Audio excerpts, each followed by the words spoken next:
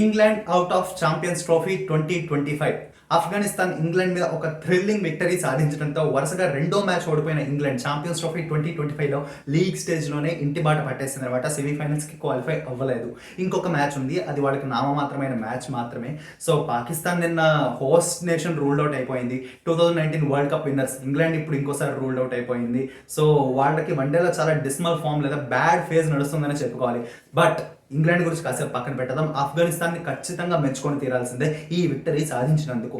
And first thing first చెప్పేస్తా, ఆఫ్ఘనిస్తాన్ ఇదేదో upset చేసిందని నేనైతే అనుకోను. ఎందుకంటే they have been doing this consistently. 2023 world కప్లో కూడా వాళ్ళు ఇంగ్లాండ్ను సౌత్ ఆఫ్రికాను ఓడించారు. అలా కంటిన్యూస్గా ఒక రైజ్లో ఉన్న టీం అది ఆఫ్ఘనిస్తాన్. సో వాళ్ళు ఒక పెద్ద టీం మీద గెలిచారంటే అదేదో అప్సెట్ ఫ్లూక్ అని నేను అనను. ఎందుకంటే వాళ్ళ హార్డ్ వర్క్కి ఇయర్స్ పాటు నెలల పాటు వాళ్ళు చేసిన ప్రాక్టీస్కి ఫలితమే ఈ పెద్ద పెద్ద విజయాలు వస్తున్నాయి. సో అది అప్సెట్ కాదు, వాళ్ళ డెవలప్మెంట్కి ఒక నిదర్శనంగా నేను భావిస్తాను. సో అదనమాట మ్యాటర్. ఆఫ్ఘనిస్తాన్ ఇంగ్లాండ్ మధ్య మ్యాచ్ జరిగింది. ఆ మ్యాచ్ ఎలా జరిగింది, ఏం జరిగింది వివరంగా చెప్పేసుకుందాం. వీడియోలోకి వెళ్లే ముందు ఎప్పటిలాగే ఒక రిక్వెస్ట్, ఫస్ట్ టైం ఛానల్ చూస్తున్నట్టయితే లైక్ చేయండి, మీ ఫ్రెండ్స్ అందరికీ షేర్ చేయండి, వాళ్ళని కూడా సబ్స్క్రైబ్ చేసుకోమని రిక్వెస్ట్ చేయండి. క్రికెట్ గురించి అన్ని ఇక్కడే మాట్లాడుకుందాం. ఫస్ట్ ఆఫ్ఘనిస్తాన్ బ్యాటింగ్ చేసింది, కానీ పవర్ ప్లేలో అంటే 1 to 10 ఓవర్స్ మధ్య England speedster Jofra Archer 3 వికెట్లతో అదర కొట్టేస్తాడు.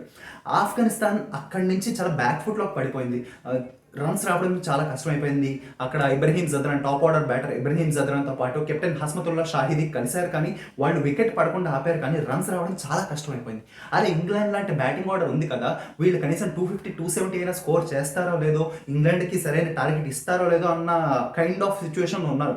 30 ఓవర్లు ముగిసేసరికి కూడా రన్ రేట్ 4.5 సంథింగ్ ఎంతో ఉందంతే. బట్ ఎప్పుడైతే హస్మతుల్లా షాహిదీ ఇన్నింగ్స్ బిల్డ్ చేశాక అవుట్ అయిపోయాడో, అక్కడి నుంచి ఇబ్రహీం జద్రాన్, ఆ తర్వాత వచ్చిన అజ్మతుల్లా ఒమర్జాయ్ అండ్ మహమ్మద్ రబీ ఇద్దరు జెన్యూన్ ఆల్రౌండర్స్. వీళ్ళిద్దరు చాలా హార్డ్ హిట్టింగ్ చేశాడు.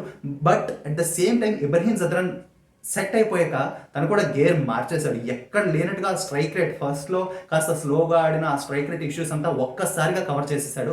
ఆఖరి 10 ఓవర్లలో ఆఫ్ఘనిస్తాన్ 110కి పైగా పరుగులు చేసిందంటే 11 రన్ రేట్తో, అది కూడా ఇంగ్లాండ్ లాంటి టీం మీద స్కోర్ చేసిందంటే అది ఎంత పెద్ద విషయం మనం అర్థం చేసుకోవాలి. అసలు 250, 70 అయినా చేస్తుందా అన్న సిచ్యువేషన్ నుంచి ఆఫ్ఘనిస్తాన్ 325 రన్స్ స్కోర్ చేసింది. Superb effort. అండ్ ఇన్నేళ్లుగా ఆఫ్ఘనిస్తాన్ మెయిన్ బలం మనకు స్పిన్ అని తెలుసు. నబీ కానీ, ముజబిర్ రహమాన్ కానీ, నూర్ అహ్మద్, రషీద్ ఖాన్, ఇంతమంది టాప్ క్లాస్ స్పిన్నర్లు ఉన్నారు. కానీ అట్ ది సేమ్ టైం బ్యాటింగ్లో అదే లెవెల్ పర్ఫార్మెన్సెస్ వాళ్ళు రిపీట్ చేయలేక చాలాసార్లు ఓడిపోయిన సందర్భాలు ఉన్నాయి.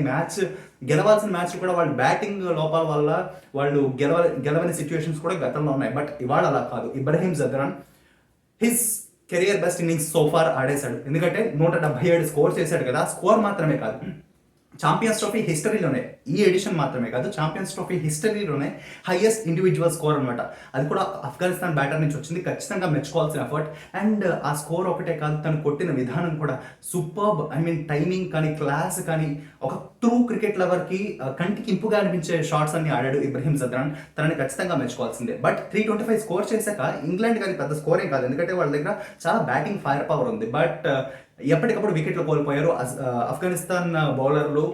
అంత ఈజీగా రన్స్ ఇవ్వలేదు. But experience of Joe Root, one of the star batters of this generation, తను 120 స్కోర్ చేశాడు. చాలా మంచి ఇన్నింగ్స్ ఆడాడు. కానీ జో రూట్కి సపోర్ట్గా ఎవళ్ళు కూడా ఒక లాంగ్ ఇన్నింగ్స్ ఆడలేకపోయారు. 2-3 30s స్కోర్ చేశారు, కానీ ఇంకొక 50-70 రన్స్ వచ్చుండుంటాయి, ఇది ఇంగ్లాండ్ మ్యాచ్ అయ్యేది. చివరిలో జో రూట్ కాస్త టార్గెట్కి దూరంగా, కాస్త దగ్గరగా వచ్చినప్పుడు జో రూట్ అవుట్ అయిపోయాడు. ఆ తర్వాత ఆఫ్ఘనిస్తాన్ అలర్ట్ అయిపోయి ఆ టార్గెట్ చేస్ చేయకుండా ఒక థ్రిల్లింగ్ విక్టరీ అందుకున్నారు. లాస్ట్ ఓవర్ వరకు మ్యాచ్ అయితే వెళ్ళింది. టైలెండర్స్ కానీ, మిగిలిన వాళ్ళు కానీ కాస్త యూస్ఫుల్ రన్స్ చేయడంతో ఆఫ్ఘనిస్తాన్కి విక్టరీ అంత ఈజీగా రాలేదు, బట్ విక్టరీ వచ్చింది. They deserve it. ఇంగ్లాండ్ గురించి మాట్లాడుకుందాం. ఆఫ్ఘనిస్తాన్ని చాలా ప్రైజ్ చేశాం కదా, ఇంగ్లాండ్ గురించి మాట్లాడుకుందాం. వాళ్ళ అప్రోచ్ నాకైతే అర్థం కావట్లేదు. చాలా కాంబినేషన్ ఇష్యూస్ ఉన్నాయని నాకు అనిపిస్తుంది. ఎందుకంటే వాళ్ళ బౌలర్లు 4 మెయిన్ బౌలర్స్ ఉన్నారు. జనరల్లీ 50 ఓవర్లు అంటే 5-10 బౌలర్స్ని తీసుకొని బ్యాకప్ కింద 6th and 7th ఆప్షన్స్ చూసుకుంటారు. బట్ వీళ్ళు 4 బౌలర్లతోనే వెళ్ళారు. 4 వాళ్ళ మెయిన్ స్కిల్ బౌలింగ్ ఉన్న వాళ్ళు 4. Jofra Archer, Mark Wood, Jamie Overton and Adil Rashid. ఐదో బౌలర్ కోటాను వాళ్ళు ఇద్దరు ఆల్రౌండర్స్తో నింపేశారు, రూట్ అండ్ లివింగ్స్టన్. సో దానివల్ల వాళ్ళ బౌలింగ్ ఎక్స్పోజ్ అయిపోయిందేమో అని నాకు అనిపించింది. బౌలింగ్ కాంబినేషన్ సమస్య ఇది ఒకటి. అండ్ బ్యాటింగ్లో చూసేసరికి వన్ డేలో జాస్ బట్లర్ మిడిల్ ఆర్డర్ అనేది I'm not a big fan of that strategy. ఎందుకంటే Jos Buttler main strength is playing in the power play, time తీసుకొని సెట్ అవ్వడం అండ్ పవర్ ప్లే రిస్ట్రిక్షన్స్ని యూస్ చేసుకొని దాన్ని యూటిలైజ్ చేసుకొని ఎక్కువ రన్స్ స్కోర్ చేసి సెట్ అవ్వడం తన స్టైల్ ఆఫ్ ప్లే అని నాకు అనిపిస్తుంది. బట్ టీం కోసం Ben Duckett and Phil Salt opening combination అదిరిపోయింది, వాళ్ళు బాగా ఆడుతున్నారు. బట్ బట్లర్ అక్కడ ఉంటే ఇంకా ఇంపాక్ట్ఫుల్ నాక్ ఆడేవాడేమో. మీ senior and best batter, one of the best batters Buttler, తను మిడిల్ ఆర్డర్లో ఎక్కడో 5 or 6లో రావడం అంత మంచి వైజ్ డెసిజన్ కాదేమో అని నాకు అనిపిస్తుంది. ఈ ఇంగ్లాండ్ టీం నుంచి చూస్తుంటే నాకు ఒకటే అనిపిస్తుంది, 2015 వరల్డ్ కప్ టైంలో వాళ్ళు గ్రూప్ స్టేజ్లోనే ఎగ్జిట్ అయిపోయారు. ఆ తర్వాత నుంచి మొత్తం ఓడిఐ సెటప్ని మార్చేసి సూపర్ కంబ్యాక్తో 19లో వరల్డ్ కప్ ఛాంపియన్స్ అయ్యారు.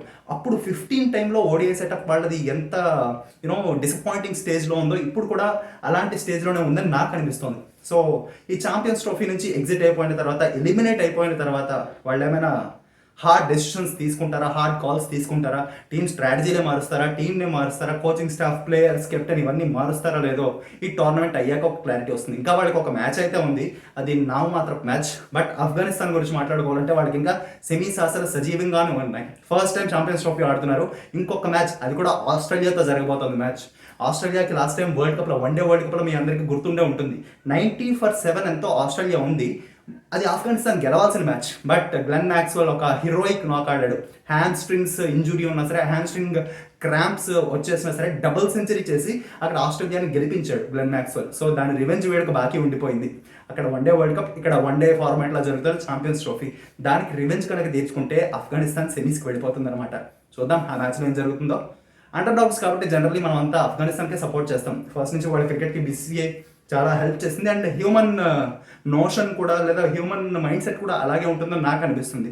ఒక పెద్ద టీంని గెలవాలని కోరుకోం. పెద్ద టీం మీద చిన్న టీం ఆడుతుంటే ఆబ్వియస్లీ మనిషి నైజం అనేది అండర్ డాగ్స్కి సపోర్ట్ చేస్తుంది. సో నాకు తెలిసినంత వరకు ఇండియా మొత్తం చాలామంది ఆఫ్ఘనిస్తాన్కి సపోర్ట్ చేస్తూ ఉంటారు. ఇండియా తర్వాత of course. But India Afghanistan match ఒకవేళ వచ్చిందంటే మాత్రం ఖచ్చితంగా ఇండియా గెలవాలని కోరుకుంటారు. బట్ మోస్ట్లీ ఆఫ్ఘనిస్తాన్ సెమీస్కి రావాలని కోరుకుందాం. ఇవాటి వీడియోలో అంతే. మరిన్ని వీడియోలతో మేము ముందుకు వచ్చేస్తా. క్రికెట్ విహారీ చూస్తూనే ఉండండి. Bye bye.